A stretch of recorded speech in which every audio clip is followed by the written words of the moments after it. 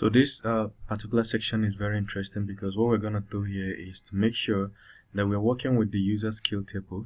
Remember from our past diagram, what we want to do is to make sure that this table has the list of all skills in our website or platform, and then the join table, which is the skill user, contains information that tells us which user owns which skill. So this join table is simply going to contain user ID and skill ID. So that's what we're going to do here.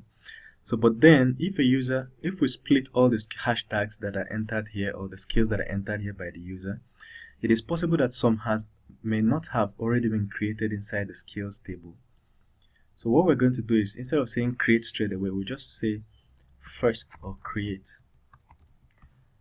First or create. So this is a method in the ORM, Laravel ORM, that helps you to know when to create. So if you go to Laravel ORM, straight up, if you go to look at the URL I'm following right now, and if you get to this point, getting started, and you search for, look at where I'm searching for, first or create. So you read it up. It's simple. It just first of all checks whether something exists in the database.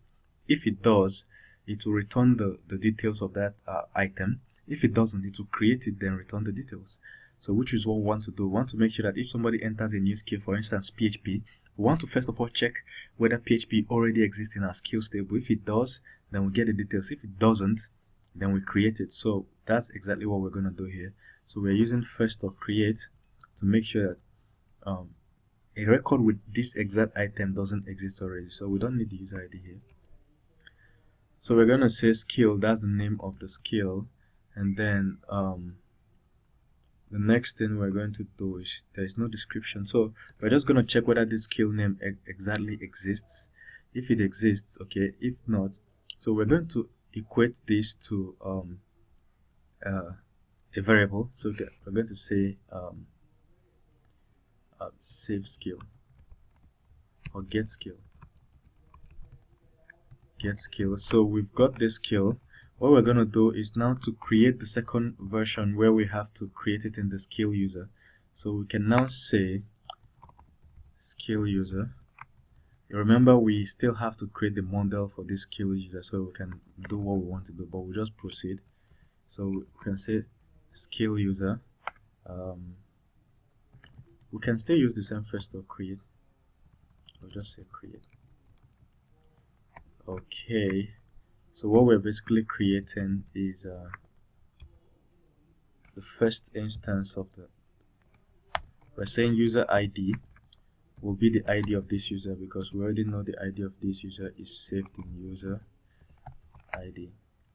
Okay, then we are going to create the ID of this skill, so we can say skill underscore ID. This ID of this skill is whatever ID that is returned for us from here. So we have this skill ID. So we now tag this user to this skill. So what else do we have to enter into this skill as a prerequisite? So skill user ID skill, then description URL. We don't need this for now. The user can manually update. So this is enough to get us going for the skill user table. Now what we need to make sure is that we create this model, and okay, and of course add it here. So I'm going to add the skill user here, skill user model, and then I'm going to go to my command line and create it. So if I come to my command line, so from here I can say php raw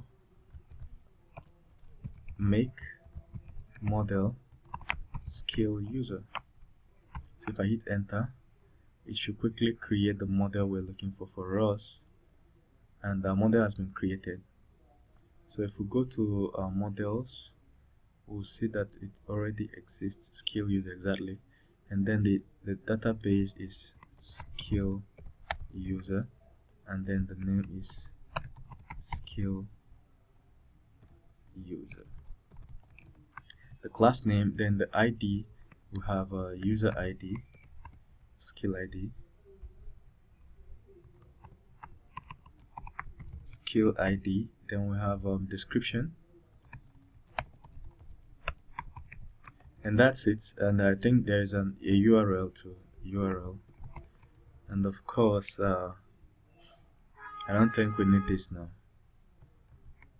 Okay, so if there is any other thing we need, then we will quickly, there is a few more setups we need to do here, and then we're good to go to test our new relationship table. Okay, so let's see in the next video where we'll add the setup.